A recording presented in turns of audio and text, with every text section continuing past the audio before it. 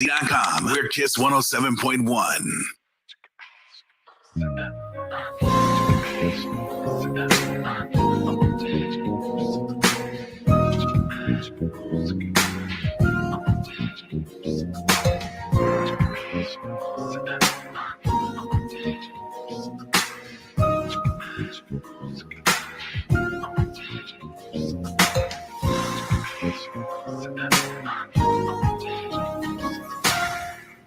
Well, good evening, ladies and gentlemen. This is Kareem. Welcome to another edition of Straight Talk with Kareem Bowen. I'm in the studio today with my main man, the Rob Father. I wish you guys, I always tell people there's two shows. There's the one that you hear on the radio, then there's the one that you see via social media.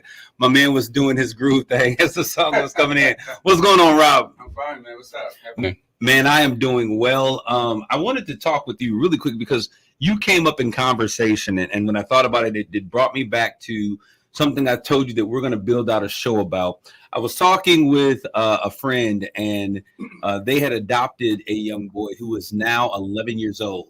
Mm-hmm. And the 11-year-old son said that kid said he had been in foster care for 8 years, 11 months, and gave the number of days and hours. Oh, he kept close count. Yeah. I mean, but that's how special he says. And now he finally has a home. We don't talk about foster kids and foster care and that entire system very much in the community. But I know that you are someone who knows those streets, that pathway very well. And I just wanted to really quick talk to you a little bit about that. So, Rob, tell me about, foster care home, because people know, and you've talked about it a little bit, right? That you are a product of that system. Well, I was in foster care since the age of 4. And without going into a whole lot of detail, my parents had issues and whatnot. And when my father left me, my biological father left me, my biological mother took the 6 of us. I'm number 3 out of 6 kids to Philadelphia. We were in Philadelphia, North Philadelphia. And at some point, I think she left us all in an apartment where there was a gas leak of some sort. Someone called the fire department, and because it could have been an explosion and whatnot, right, and rescued the 6 of us. My mother wasn't there at the time. So we're talking about 2 older brothers that I have. Then there's me, then there's my younger brother, Stephen, and my twin sisters, Kim and Karen. And the last I remember was from that point, the state decided, well, she's not capable of taking care of these kids. We're going to put them into the system. And from that point, we got into the foster care system. Unfortunately for my family, we were split into pairs. And so my 2 older brothers went to one foster home. Steve and I went to another, and Kim and Karen went to another home. So we're 3 separate homes, and our family split up that way. So I've been in foster care since I was to the age 18, my age out of the system. And I've been in 4 foster homes at that time. At the time, they put me in a temporary foster, put my brother and I in a temporary foster home. We stayed there for, I guess, about a few months, but it wasn't a complete year. Again, I was 4 or 5 at that time, but I know it wasn't a complete year. Then went to another foster home where the parents could not have kids of their own, biological kids of their own. And so we stayed there until my foster father died a couple years later. And then my foster mother at the time took care of us till she died. Then went to another foster home from that point.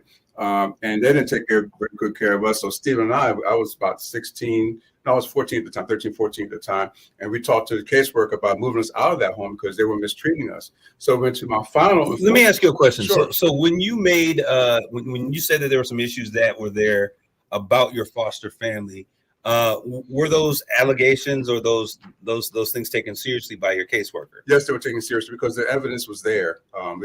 We came from a nice foster home. The second foster home was well mannered, it was clean. There were no issues of habitability, that sort of thing that we have in some foster cares that are stereotypical given to thought about foster care system. We were a beautiful home.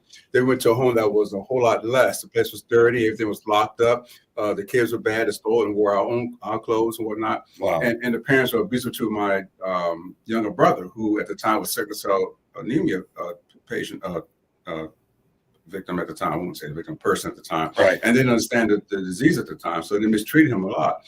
And so each time the caseworker would come by about every 2 months or so, or this caseworker came by more often because we were new there to check on us. So they come by more often if you're new at a foster care center. Right. And again, this is in Philadelphia, Pennsylvania, by the way. So how long were you in the system? Were you a part of the system? Since 4 years, so from 4 to 18. So 4 to 18. So for 14 years, you were part of the system. How many families in that time were you assigned? Four families. So 4 families in 18 years. Right. What was the longest stint that you spent with any family? Will have to be, let's see, 5 to 10. I think it was with the Jones family, Mr. and Mrs. Jones, from age 5 or 4.5 until age 14. That's about several years at the time. And then my last 7 years with my foster mother, Helen Tucker, who passed away. But then when I say with that family, my last family, they're still my family because they're still here, and even though I aged out of the system, we're not thrown out of the family. They actually took us in as their own, as a member of the family. We weren't treated like foster kids. No, Like I got you. Right. So when you look at the system, there's so many things that we talk about in the community. A lot of things that happen, and we say, we're trying to figure out what's going on.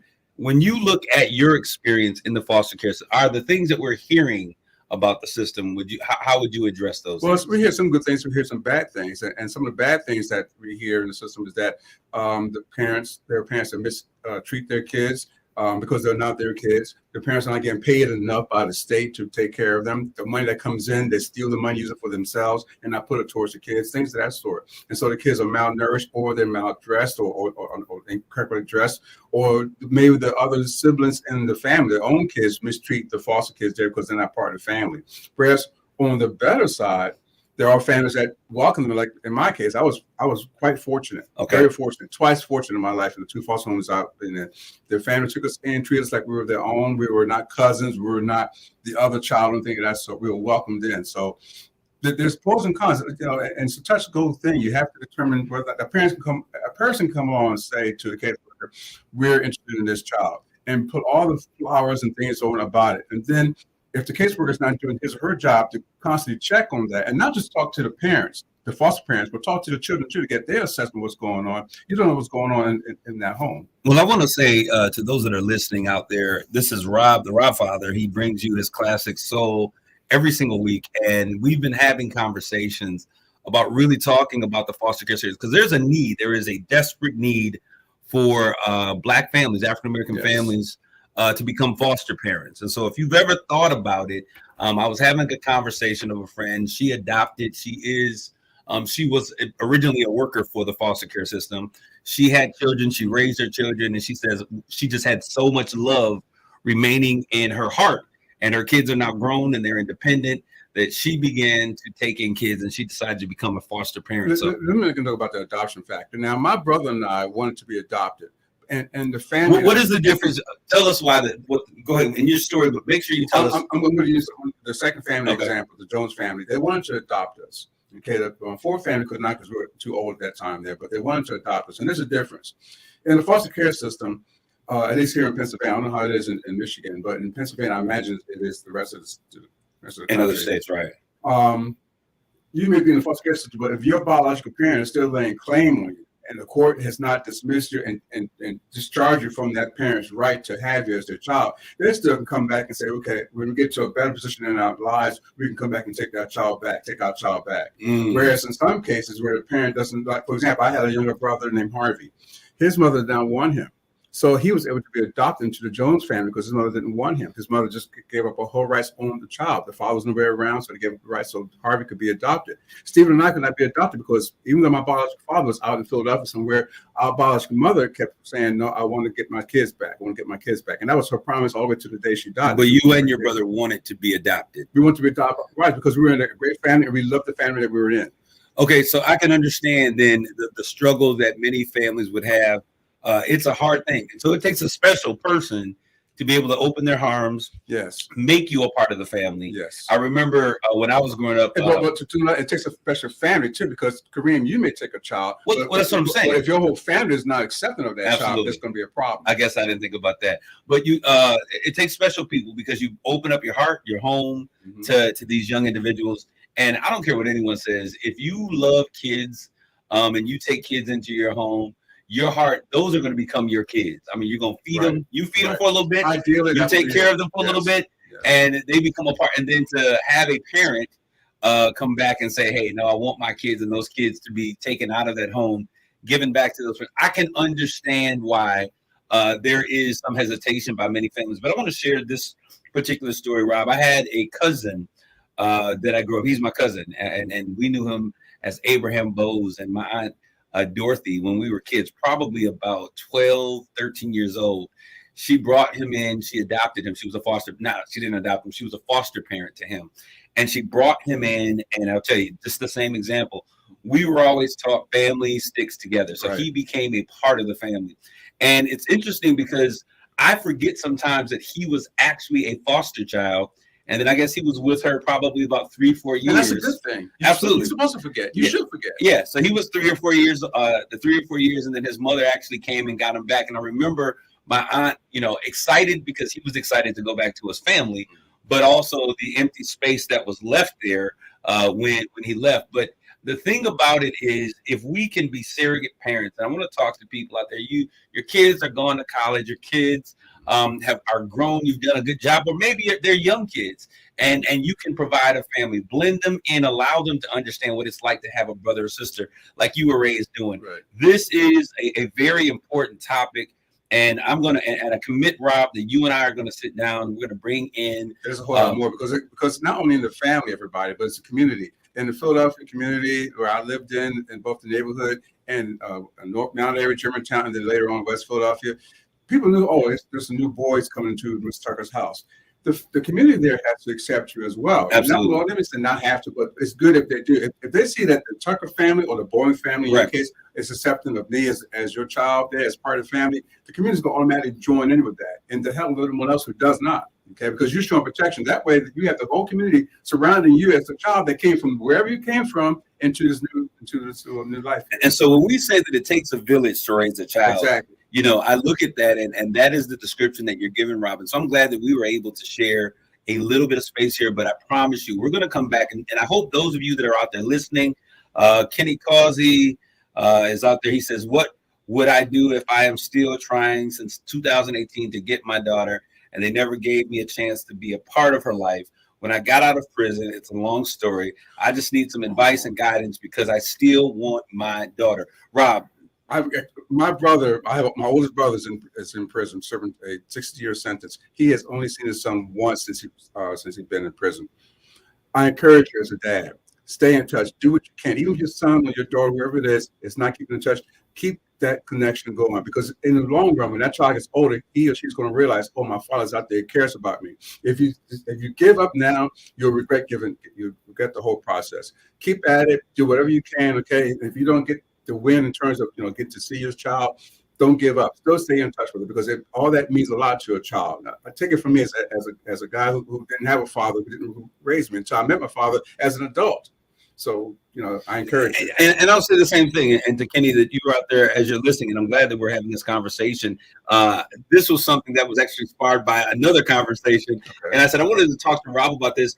What's so important? And what I would do, Ken, is to make sure that you're documenting your efforts. Yes. I pray that you are documenting, taking steps to make mental letters that you've written, because what will happen is when that child gets older, and you're able to go back and say, look, it wasn't that you were not wanted, that I didn't love you.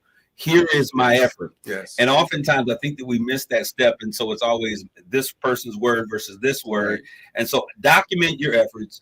Continue to fight, as Rob says, because it's important. Your children are the greatest expression of who you are in the service. If you get on a parole board or whatnot, that helps too, because it says, you're keeping in touch with the community outside. There's someone outside who you love or who loves you back. So any correspondence between the two of you, save that correspondence. If there's someone that works in the foster care system that may be listening, or someone, tag them in this conversation, because we would love to find out what would be the steps. What are the actual steps that the system would require for an individual? Because this is Kenny on here, but I'm sure there's probably 1,000 or 2,000 Kennys who have kids that they want to stay connected. And Marys and Jones and absolutely, Susan, the women are there too. And those the maternal instinct there is overwhelming. People forget about the paternal instinct, but there's mothers too. We've always talk about the mothers, whatnot, but fathers out there are, and I'm speaking as a man, maybe I'm biased or whatever, as a father, but it's strong out there too. So how has that impacted you as a father? Because now you are father of the year, Rob. They say that broken people break people or hurt people. You've been through a system, and we've talked some. You've had some great moments and some moments that are for a personal lifetime story. Right. Coming through the system, understanding, ending with a family that made you their own. How has that impacted your role as you begin to look at fatherhood? I promised myself, since I didn't have a father, and I was pretty mature for my age as I was growing up, that I would not do to my son and daughter what my father did to me. I would not be out of his life. I would do what my mother tried to do, constantly keep in touch through her letters and calls whenever she could, and even visit a couple of times. But I said I was going to be the father. And also the toxic masculinity thing, I don't do that. I show my son uninhibited love and affection. I kiss him when I see him, kiss him when I go by. Hold on, give me 1 second, Rob, because I want to explain what you just said, because you just said a lot. You gave a whole other premise for another show. Okay. He mentioned the term, he doesn't want to be he doesn't teach toxic masculinity to his child. And what he's saying is that means that, boys don't cry, men don't hug, those kinds of things. Right. So because of the fact that your father was absent for so long, you make sure that your son knows that you love him. You affirm him, you put your arms around him, you kiss him, you cry before him, and tell him it's okay. Allow him to cry too. Okay. So because while I have positive male role models raising me, okay, in a YMCA, at the school, the gym, and whatnot, I still need to be my own man. And so when I learned I was going to be a father of a son, and I also give my son a different name. His name's going to be Tevin Christopher Robinson. But my wife would go, no. Considering your whole life, Rob, my first name is Gerald Edward. You should give him your name. Let our first child be named after you. That's good. And so instead of the junior after his name, I put the second. And I said, Gene, we got older, called him G for short, because that was my nickname as a child. The reason why you're Gerald E. Robinson II, because you're a better version of me. You're Gerald 2.0. I'm building you, helping you to become a better person than I will be, so you don't make the same mistakes. And if you do, you learn from them. So, Rob, I want to thank you for this time. Sure. And those that are listening, and I know that this conversation resonates with our community.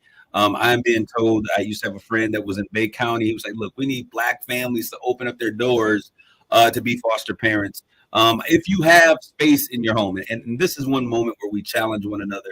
Everything in here can't be about politics and voting and all of these other things. Sometimes we got to deal with the things that are in the community that makes it work, right? And we have too many kids that are out there. We laugh, we see the movie Annie, and we love the movie Annie, and we cheer at the end when Annie gets adopted by Mr. Warbucks. But many people don't get movies like Precious. Yes, and those are two dualistic realities that are very opposite. And so we need to make sure as a community, we used to talk about adoption a little bit more. We used to hear about foster kids. I don't even hear about foster kids in community homes anymore. But I know for certain, because I've had agencies reach out saying, hey, if you can talk to people about being a foster parent, Rob, you and I have had, hey, we're going to do a show on this, but we are seriously going to make an effort, because I know that there's some people that are listening to me, Rob, they are lost. And what often happens is that anytime you're going to talk to me about, that's my story. That's my truth, And he's here spitting right now. Sometimes you've got to interview the people that are around you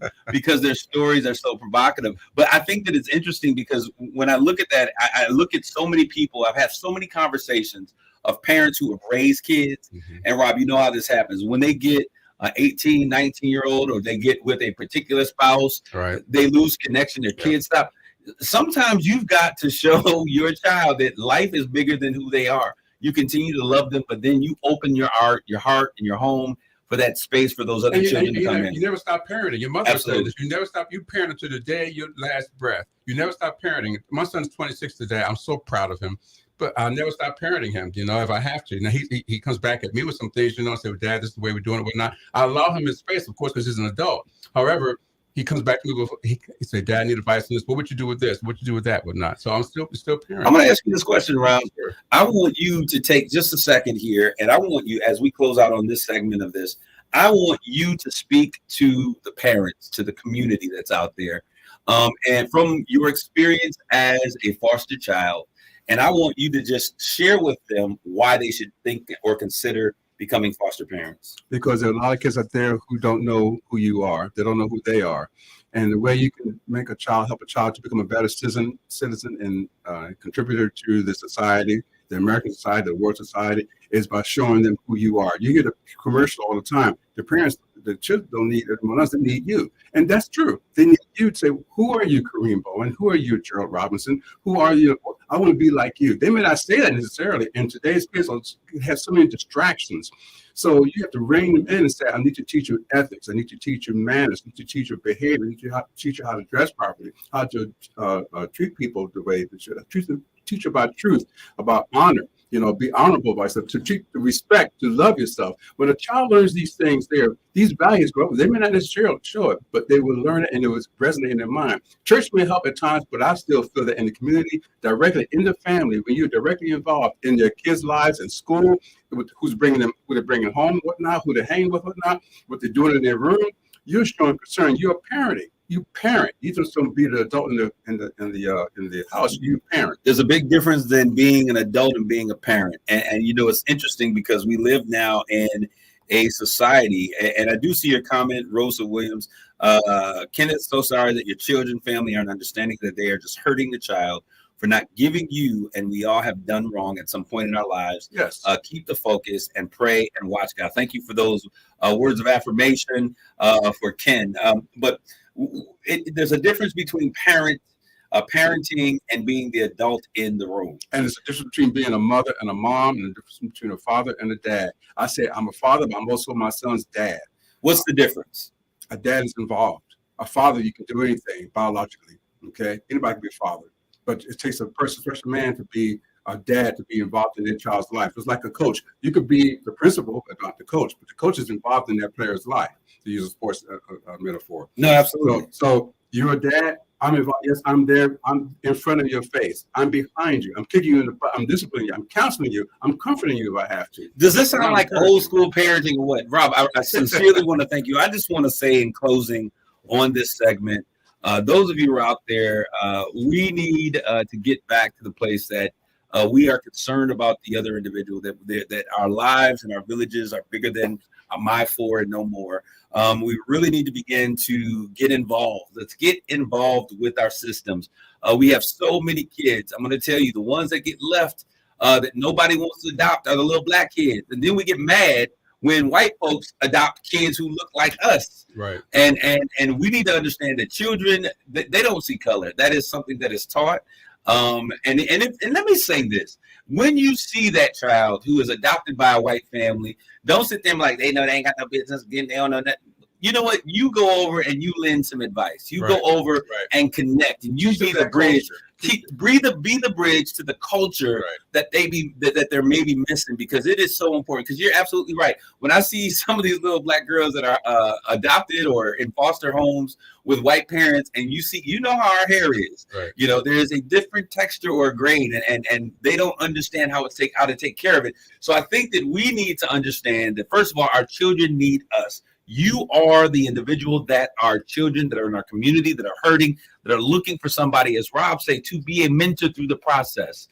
If you have space in your home, I want you to consider to take the leap to be a foster parent. And nobody's paying us for this, Rob. No. But this is what we do. We are straight talk. We're gonna give it to you straight, no chaser, right? But okay, we're gonna continue because I'm gonna talk really bit. Thank you guys for tuning in. We're going to have today with you, my man Don Bivens is supposed to be coming in, and he's going to talk a little bit about the Leandria Johnson concert. I know the tickets are selling and flying off the shelves, but before we do that, I want to share a couple of things that are vitally important that are happening right here in our community. All right. On last week, on Tuesday, there was a conversation. There was a meeting at the City Planning Commission.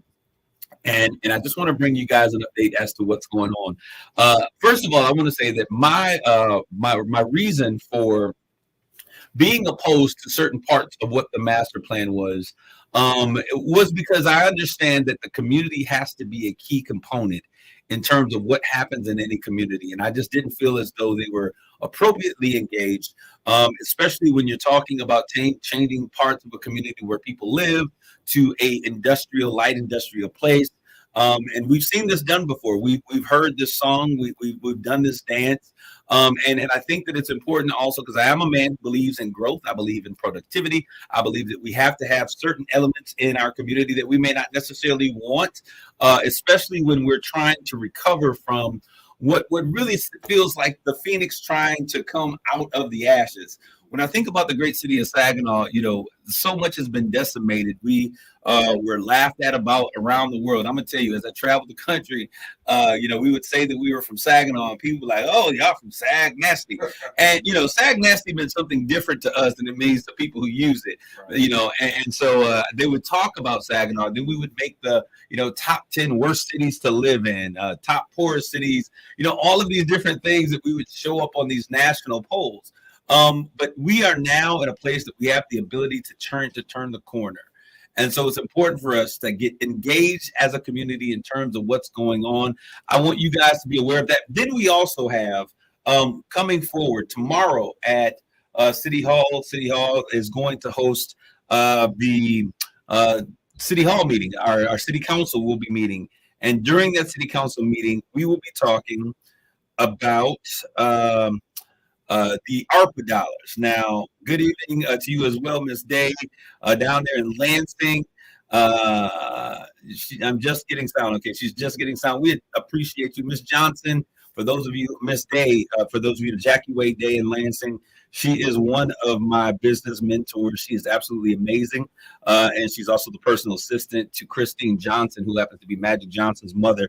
She has done some amazing things in our lives, and much of what I have learned from about business and how to do events and things, I learned from her. So I want to thank you. Whenever you tune in, I always consider it a privilege, and I will always take the time to acknowledge those who have imparted in my life something that I can use as I move forward.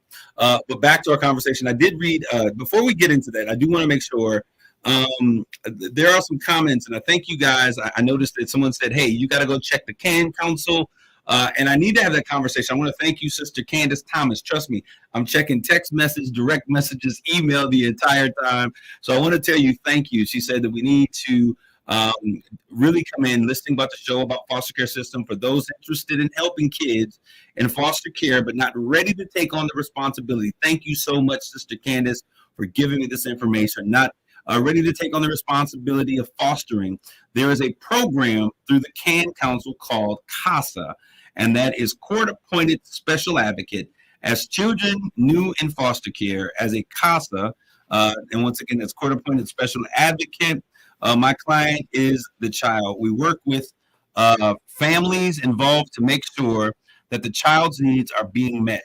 School, medical, foster, family, the biological parents. There is a 6-week training, and once completed, the person is sworn in by a judge to be a CASA. The CASA has to meet with the child every 10 days to make sure the child is okay. Thank you for that information, Sister Candace. But my man is here. We're going to take a quick break. I'm going to get back to finish my piece about what's happening tomorrow, because we're talking about ARPA dollars. Y'all know y'all want that money. It's going down tomorrow. We'll be back right after this commercial break. You're listening to Straight Talk with Kareem Bowen. How's it going, man? What's going on, man? Man, that's You Russia, good? man. I got to take care of my mom. She got Okay. dementia. So, Really? Man, how you doing all of that? What you doing in there? Mitsubishi Bay City, trade-ins are worth more now That's a whole than nother. but this will not If I talked about dementia, trade there's probably, man, so many people out there that are suffering. I just talked to a young lady who's taking care of her grandmother before I came here, grandfather. He has dementia. We have a great selection of new Mitsubishis and Man, order weekly. Even if you've been turned So down, does she still remember you and the people that are around you at this point? we are the home of credit forgiveness. How long is she into this battle? $30,000, no closure required. Drive now, home in 2023 last 6 months SUV ago, with servo seating just $329 has been with rough. the Showcase Mitsubishi. Wow. We don't talk about- prices. Just trying to do the concert and better buying just because it's 5 of us, Showcase but Mitsubishi I'm the Bay City, oldest. the home of and credit the forgiveness majority of and it America's lowest priced SUVs. getting there. 4.7. Man, I tell you, every time I have somebody come sit in the seat, I learn something different Michigan workers about people that you think you know anyone, and you think you know a little bit they have about. a So level playing field. that's quite Mr. interesting, man. Stanfield. So I'm sorry to hear that. I'm praying for you and your mom. How old is your mom? Boost American manufacturing Wow. and make more When did she things start having in onset? Michigan. Oh, We shouldn't man, have to rely on China for critical I components noticed like this a semiconductors. year and a half ago. In Congress, I'll keep standing up for But she kept Michigan repeating stuff and over small and business. But so it must have been quick Paid then. for by official funds authorized by the House of Representatives. Man, I want to take more chances with the embroidering. Henley's vision for a new clothing line is coming into focus. Dramatic. They'll need an on-staff photographer to put their collection in the spotlight. Why is no one taking shots of these? Indeed can help them hire great people fast. I need Indeed. Indeed you do. You can schedule and conduct virtual interviews all from your employer dashboard. Visit Indeed.com/credit and get $75 towards your first sponsored job. Terms and conditions apply. You're listening to Straight Talk with Kareem Bowen on KISS 107.1. Ladies and gentlemen, you're tuned in to Straight Talk. I'm Kareem Bowen, and we're here right now. Thank you, Mama Jackie Day, Wade Day. She is, as a matter of fact, Ms. Wade, the young man that's sitting across from me. I want you to just take a turn real quick. That way, Don, just wave really quick. I want to make sure that I connect you with this woman right here. Don is a promoter. Is that a good way to speak of you now? I know you're doing Don Bivens. You're stepping into the role of promoter. Right, yeah. Okay, so this is something a little bit new for you. Oh, yeah, it's definitely new to me. Okay, and I want to make sure that you connect with that lady there because she has in her Rolodex contacts, personal numbers of every, I think, celebrity, important figure, government official in the world. That's why she will always be so special to me. Because whenever I call, I say, hey, I need to get Ben Crump. You know, people think I know these people. And I call and say, Mama Day, what can we do? You know, so she'll like, give me what you want. It's just, she'll make it happen. Oh, so she is one of those people that makes things happen. And I certainly thank her. I call her Mama Day. And so she's been so special. So we'll make sure that we make that connection as well.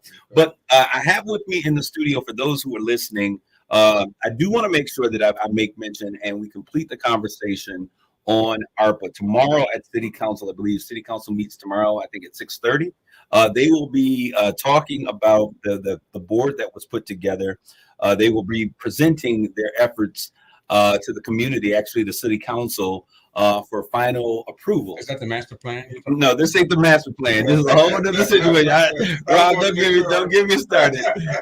That's something different. The master plan, they did vote to 60 days to allow the community to be a part of the process, which was really what I was voting for, what I was really pushing for. So I think we were successful in that endeavor. I hope that we can make great things happen together. I don't think this is antagonistic. The more people involved in the process, the better we are.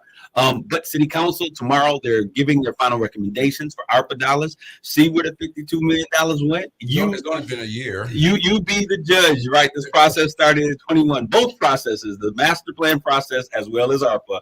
Hey, we may not be the first to the gate, but we gonna get it done, all right?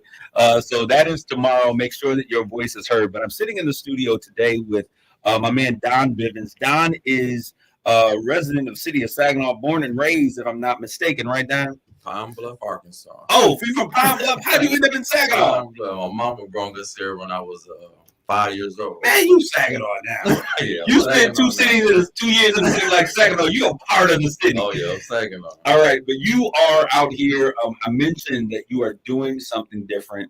I knew you because I think when I met you, you were just coming back and you were talking about you wanted to do this, you wanted to do this, you had all of these aspiring things.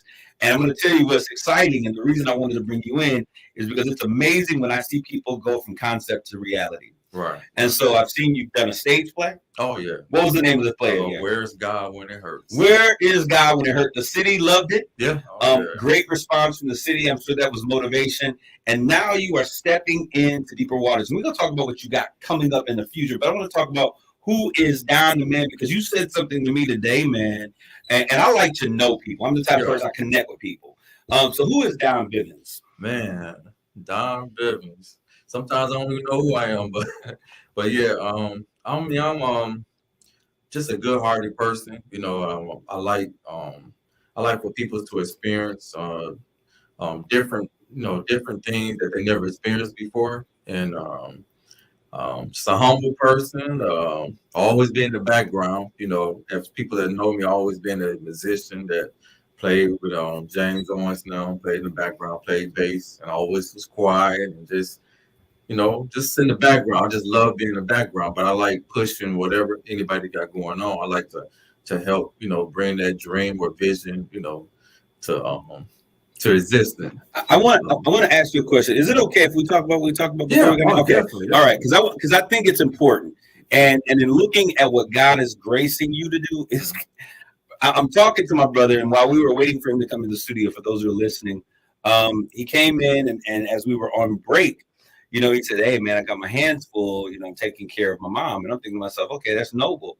And so as we continued, he began to share that she's suffering from dementia. Yes, sir. And to look at what you're doing as we begin to talk about, you put together a play, and now you're taking care of a mom who has dementia. How has that impacted your life? Oh wow. It's a real difficult situation. I have 4 brothers, so it's 5 of us. And we all try to switch back and forth. Absolutely. And whoever, I'm the only one in Saginaw. Okay. So she lived in Flint, so I go to Flint, pick her up, and bring her back here. It had impacted my life to a point where that I had to sit myself down and just kind of I never did research on dementia. This is all new to me. Right. But one day I just had to sit down and ask God, where do I go from here? With the situation with my mama. And but I realized that, the situation is difficult, but I asked God to strengthen me on how to handle the situation. As though that my mother's right now, she's just like a baby again. And so I had to come to terms to that, be like, okay, let me fix myself, to be able to adapt and to understand, okay. Because your mom has taken care of you. Yeah. I'm sure she's probably been a strong support system and all of these things. And now to see her in a decline, right, where you see childlike tendencies coming from her, I could imagine the trauma that would be associated with that. Yes. Now, I want to talk a little bit because there are a lot of families who are out there. There was a young lady, Bria. I was speaking with her today. She had to leave Saginaw to move to Detroit to take care of her grandfather who's suffering from dementia. I know so many people who are being impacted by dementia. Now, when was the diagnosis for your mom? Probably we started noticing about 1.5 years ago. It wasn't that bad. It's just she just got to a point where she just started repeating everything over and over and over. Then she started calling us different names, like calling me my other brother's name, and started doing that. So where are we today? Man, today it have got worse today. So knowing that it's all boys and it's no girls, right, makes a difference. It makes a big difference. And we've been wrestling with, we don't know, we don't want to put her in a home, right? So it's just wow, it's a challenge. It's a challenge, man. Okay, I wanted to make sure people understood so that they understand and they appreciate your labor of love. You are here taking care of a mother who has dementia, which is an amazing task. Yes. And this is really about pursuing your dream, and nothing should ever stop you from making your dreams come true. Right. That is a huge undertaking. It is a life-changing situation that has impacted you and rocked your surroundings. Yes. But even still, Don Bivens Productions. What do we call it? Entertainment. Don Bivens Entertainment. Yeah. Don Bivens Entertainment still goes, and I say this because, bro, you may not hear it when you talk, but what I'm hearing is a lesson on perseverance. Yeah. And I think that it's very important for people to understand not just you where you are, but the things that you had to do along the way to get there. Right. And it's very important for brothers like yourself, because you're getting ready to do something that's going to be huge for the city of Saginaw. You're getting ready to take your pain and turn some of that pain into power. Yeah. And I think it's important. So you have Leandria Johnson. Yes, sir. She is coming to the city of Saginaw. Now, many of y'all folks out there, y'all church folk. I know y'all done seen the interviews. I get on YouTube. I Google the interviews. Yeah. Don, and I want to talk to you about it because it's going to be interesting. I'm going to tell you, I am a person that believes that God's grace is sufficient. Oh, definitely. 100%. We don't have to add anything to it. We don't have to take anything away. That's right. And when I look at the characters in the Bible that God used most, wow, yeah. I already know what you're gonna say. When I check their resume, and I look at their personality profiles, they were some jokers down. Right. So I know that God has a very interesting way of using people Right. that may not be according to the confines of what the church feels. Right. I saw something recently, sister. I hope when she comes and you need to put some in, you make sure, because I'm gonna give it to her. So I'm like, sis, I want to talk, but she has a gift that is out of this world. Why Leandria Johnson? Why Leandra Johnson?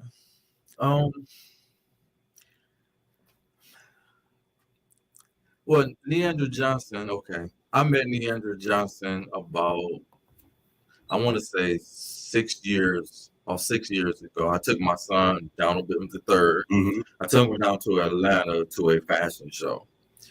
And so when I was down there in Atlanta, we went to a little restaurant. They had little country music playing. You know, it's probably about like 20 or 30 people in there. When I walked in, the first person I saw was Leandra Johnson on the dance floor, just dancing by herself. And I walked right past her. Mm-hmm. But it just dawned in my mind, like, wait a minute. I know that wasn't Leandra Johnson. So I went around, came back, and I looked at her, and then she looked at me and smiled and said, shook her head, like, yeah, it's me. She knew you was looking. She know. So anyways, I went up to her, and me and her started talking and stuff, and she said, so who you here with? And I said, well, I'm with some friends from Saginaw, Michigan. And she said, take me to them. I want to meet them. I mean, just as personable as you want to be. Right. And so when I took her over to where we all was sitting there, and she actually just sat down, started conversating with us, and there was a young lady that was with me that drove down there with us. You know, she was talking about suicide and stuff was been on her mind. And don't you know, when we sat there, Leandra sat next to the young lady and looked at her and just started talking about her life, that she know that she been dealing with, committing suicide. And that right there just stuck with me. So I took a picture with her, and that just stuck with me. And I said in my mind, if I ever put on anything big as a gospel concert like that, she would be the first person I'll reach out to. And that was like 6 years ago, and it stuck with me. So when I sat down 2:00 in the morning and God put it on my heart to like do something for the city, like what you gonna do for me? I said, I'm gonna do this for the community in the city of Saginaw, and she was the first person that popped in my mind, So at the time that you guys said met, you got her information, I assume. No, I didn't. No, you didn't get her information. Man, what is it? No. You missing opportunities. You gotta always be ready. Because I was just overwhelmed by how that's personal. Like she took our, that situation with that young lady. That young lady didn't know nothing about Leandra Johnson. And when I got back in the car, first thing she said, hey, Don, can you please play one of her songs? Wow. And from then on, it just stuck with me. So she didn't know anything about her as a singer, as an artist. So she met her ministry first. Yes. There you go. Okay. Right I'm saying this because I think that this is important. And I didn't know how this conversation was going to go when I invited you to come. Right. But I think it's important. So we often judge her based upon the things that we see on social media. I mean, some of these are live events, so these are accurate portrayals of what we see. But when we say that, we understand that who we are as a person can also be very different in terms of who we are as a minister. Right. And sometimes we as people have to struggle with the messenger, and we've got to make sure that we sometimes remove ourselves from dealing with the messenger in order to receive the message. Right. So this young lady, met her as an artist, as a minister. She plays her music. What's going on with the young lady now? Man, she's doing good, like great. I haven't talked to her in probably about a year or so, but she had thanked me for just that, introducing her. I really didn't introduce. I just brought her to the table, and it's automatically everything just happened the way it did. So she's coming to Saginaw now, and I see Miss Wade. I see your day. She says, "I'm taking care of my 57-year-old daughter." I certainly do. I want to say hello to her, who was born with brain damage and was told by a doctor that I would have to put her away. I absolutely refuse to do so. This is for you, Don, to do that and still have her home. Absolutely. And I want you to tell her hello. She is one of my greatest people that I have out there. I want to say hello to your daughter as well. So she's letting you know, be encouraged, keep the faith. So Leandra Johnson is now coming to the city of Saginaw. Is Saginaw ready for Leandra? Man, I believe Saginaw really is. It's another older lady. Well, a young lady moved out of town. She's originally from Saginaw. And she inboxed me and she said, Don, I want to surprise she called her mom, but she's really her auntie. And she said, I want to surprise her with 2 tickets to the concert. So when I went to the lady house, I made a video. I went to the lady house and knocked on her door. And don't you know, when I got ready to hand her these tickets, she didn't know what I was there for. She thought I was Right. there like bringing a gift for her her daughter, for her. Right. So when I hand her the ticket, this lady really starts shaking and crying. Like literally starts shaking and crying at the door and told me, she said, Don, don't you know I've been trying to see this young lady for years. And she said, I don't know what to really say right now. I'm just overwhelmed. She said that she listens to her music all the time and it encouraged her to keep going, going on. So I shared it on Facebook. So I mean, it's a lot of people been sharing it, stuff like that. But so there have been a lot of your name has been ringing. yeah. And not because of the concert only, but because of how this concert is manifesting. Yeah. And so there has been a lot of what I would consider, what you would say, divine moments. Yeah. That have been happening. Oh man. Share with us what's going on in the presence, because people need to be aware of what's getting ready to happen. When God opens up doors and He opens up pathways, there is a spirit that is ushered in with that move. And so the whole city has to respond. So one sister gave 2 tickets, I saw somebody else sold 2 tickets. So what I'm saying to y'all out there, if you're going to catch the anointing and the wave of what's going on, and you understand that what this young man is dealing with in his personal life, and he is still putting purpose, whenever your purpose starts with God, you will always be successful. And when you see that, I want to say, let's begin to catch that vision of sowing tickets into the lives of folks that are out there. So we don't have to wait to the last day to figure out about ticket sales. That's one thing, Saginaw, y'all need to learn about.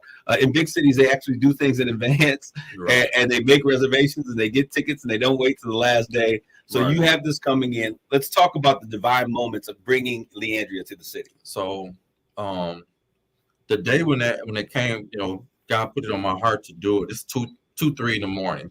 And so I was asking God, I mean, it's crazy. I asked him, are you for sure? I don't know how Saginaw will respond to a concert, because you know how we have this saying about Saginaw, don't support, don't come out, stuff like that. So I was like, God, so I took all our savings and I said, God, okay, I'm gonna put all my savings into this. Then I heard God's voice told me, I have my people. So me worrying about what Saginaw will support this, God told me, I have my people. I have my people. So what he was saying is, you may not have the connects, but I got my people. And bro, I mean, no, go ahead. You know that's real. And that's how it happened, because 2-3 in the morning, I got back in the bed. I went to sleep. So I got up at 8 o'clock, went straight to my bank. On my way to the bank, I Googled Tim Rogers. I just Googled and found information. So I ended up getting his sister's phone number. So when I got his sister's phone number, I called her. I said, I'm trying to book Tim Rogers to Saginaw with Leandria Johnson. And she said, okay, I'm the person. And I said, okay. And she told me, blah, blah, blah, the number for Tim Rogers. Like, that's okay. I said, okay, so I'm going to hit you back later on. I said, I'm often trying to call and get in touch with Leandria Johnson. She said, you ain't got to do other phone calls. She said, I booked for Leandria. I'm sitting there like, what? Driving to the bank. And I said, okay, because the other person I had on there was Cardi Cortez was on there. And so, and I said, okay, well, good. I said, well, what's the information? Give me information. I said, okay, now I got to call this other person. She said, let me guess.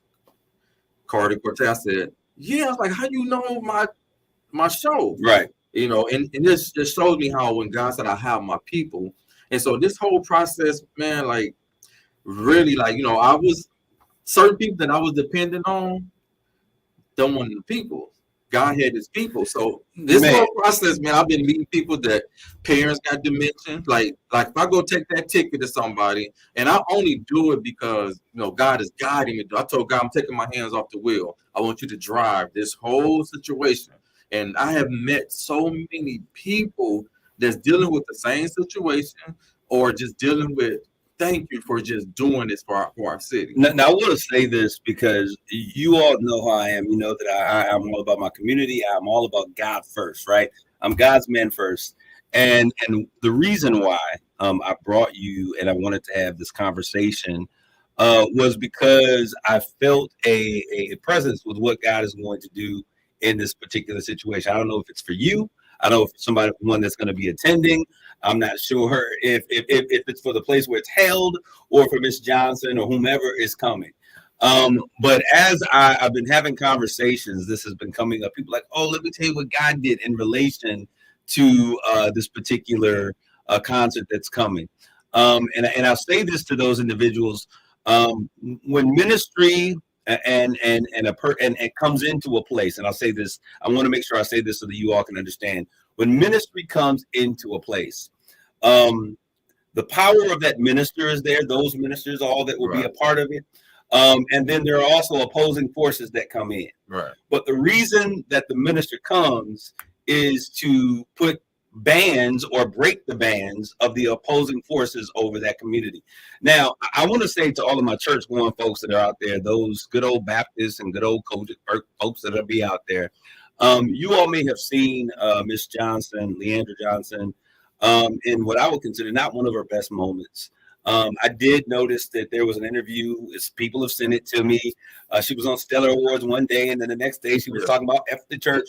And that really comes. I when she says that, I hear a person who has been hurt.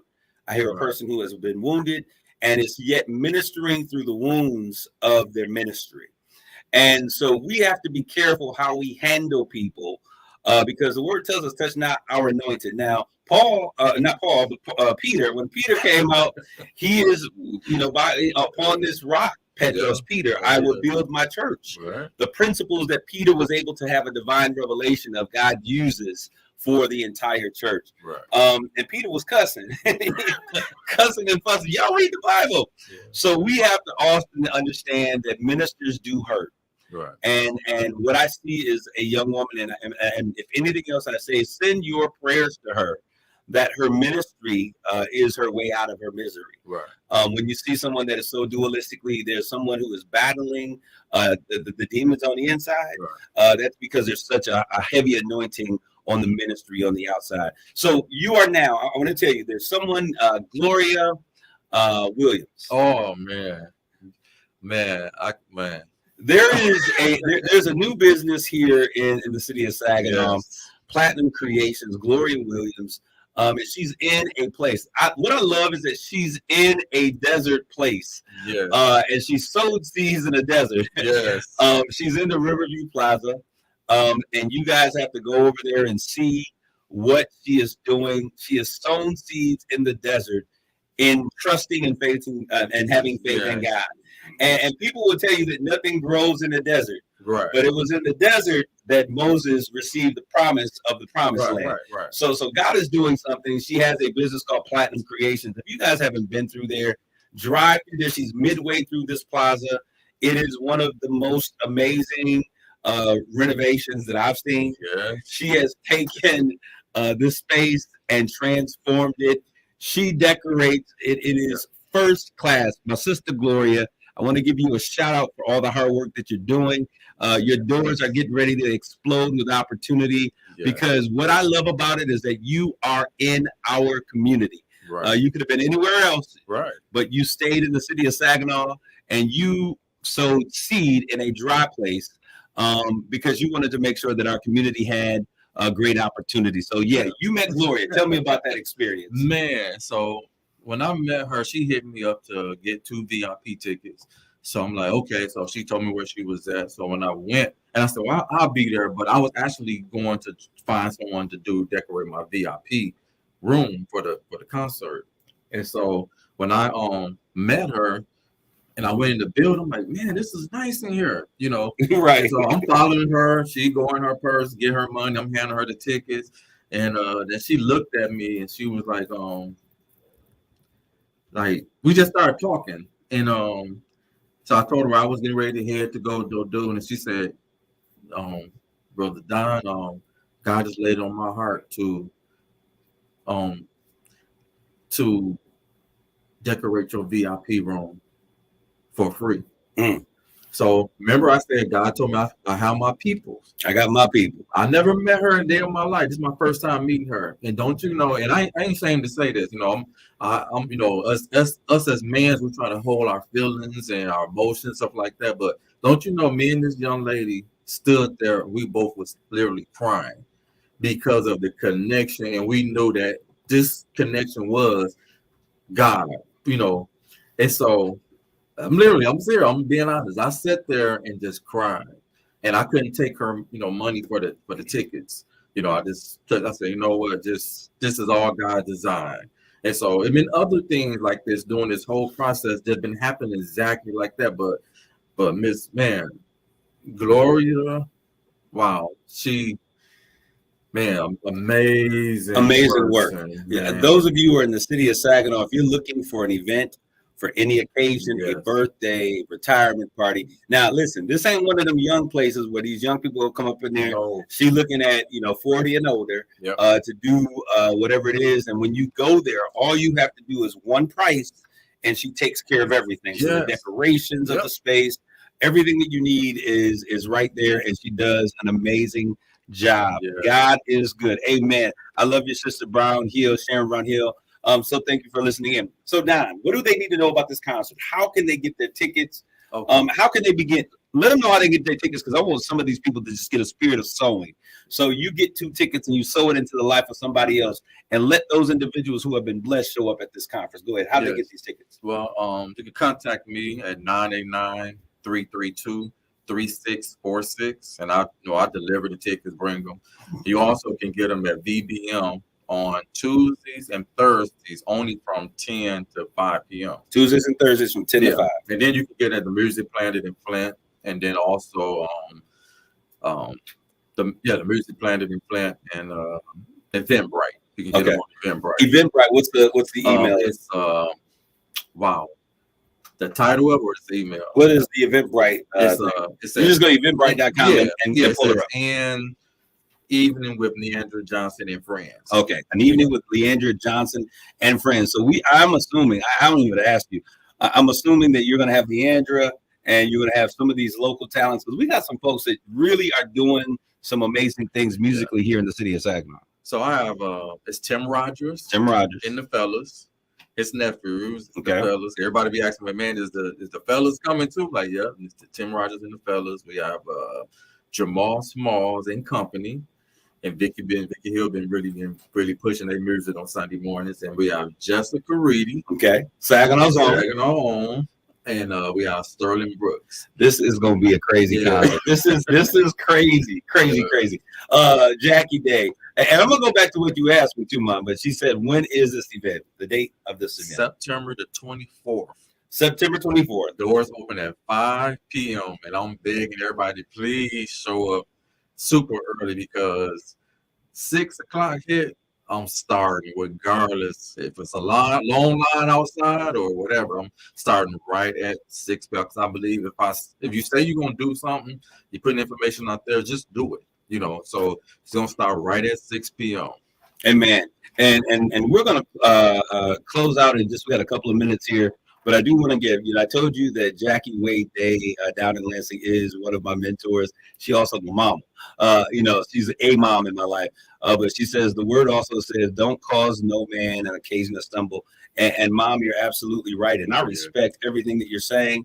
And so what I would often do is, when we see people, when character does not meet up with ministry, that is when we have to pray. Because what I believe for a long time is that the church believes that their role in our lives is to help us to change and to become like Christ. But really, the role of transformation is the role of the Holy Spirit. So I say that we pray that God's Spirit would be in control. My man, once again, give us that information, how they can get those tickets. 989-332-3646. Victorious Believers on 624 South Auto Drive, Tuesdays and Thursdays from 10 a.m. to 5 p.m. And you can get it from the Music Planet and everywhere else. The information is also on Eventbrite. Yep. I want to thank you for your time and being here. Ms. Day, she speaks. She says this will be an amazing event. When it comes from her word, it is set in stone. Right. Yeah, so thank you, Mama, for that. I also want, there's a comment here. I'm going to ask that Kenny come back from Paul Bowen. He is talking about what we need to do in terms of that daughter relationship with that father, if I'm not mistaken. I want to thank everybody out there for listening, for this opportunity to engage you once more. This is Kareem Bowen signing off of Straight Talk, giving it to you straight, no chaser, no filter. Until next week, God bless you all. Grace and peace. You've been listening to Straight Talk with Yeah, I Kareem appreciate it, Bowen man. on KISS Good interview. 107.1. Good interview, man. Views and opinions Real. expressed on Straight Talk with Kareem Bowen Whatever I can do.